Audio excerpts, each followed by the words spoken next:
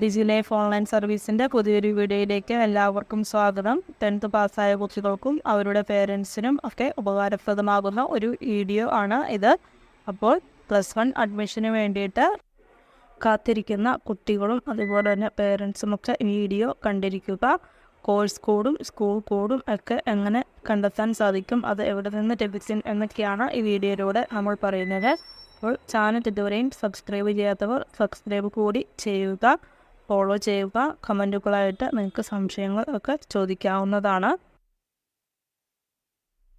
ഗൂഗിളിൽ hscap.kerala.government.in എന്നാണ് type ചെയ്യുന്നത്. തുടർന്ന് വരുന്ന പേജിൽ HSCAP ഗേറ്റ് എന്ന ലിങ്കിൽ ക്ലിക്ക് ചെയ്യുക. ഇപ്പോൾ നമ്മൾ ഹയർ സെക്കൻഡറി പ്രവേശനത്തിനുള്ള ഏജചാലക സംവിധാനത്തിൻ്റെ സൈറ്റിലേക്കാണ് കാണുന്നത്.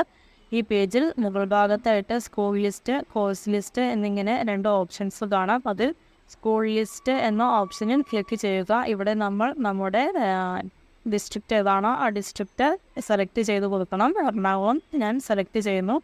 ഇപ്പോൾ എറണാകുളം ജില്ലയിലുള്ള എല്ലാ സ്കൂളുകളുടെയും ലിസ്റ്റ് ഇവിടെ വന്നിട്ടുണ്ട്.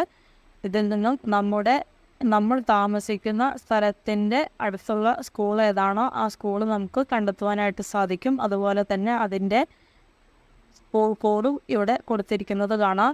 ആദ്യം അതാണ് കൊടുത്തിരിക്കുന്നത്. സ്കൂൾ കോഡ് 7001 എറണാകുളം ഡിസ്ട്രിക്റ്റിൻ്റെ സ്കൂൾ കോഡ് സ്റ്റാർട്ട് ചെയ്യുന്നത്. അത് 7301 വരെയും എറണാകുളം ഡിസ്ട്രിക്റ്റിൻ്റെ കോഡുകളാണ് കിടക്കുന്നത്. അപ്പോൾ അവിടെ നിന്ന് നമുക്ക് വേണ്ട സ്കൂൾ ഏതാണോ അത് നോക്കി സെലക്ട് ചെയ്യാം. അതുപോലെ തന്നെ ഏറ്റവും അവസാന ഭാഗത്തായിട്ട് കോഴ്സ് കോഡും അവിടെ കാണാം.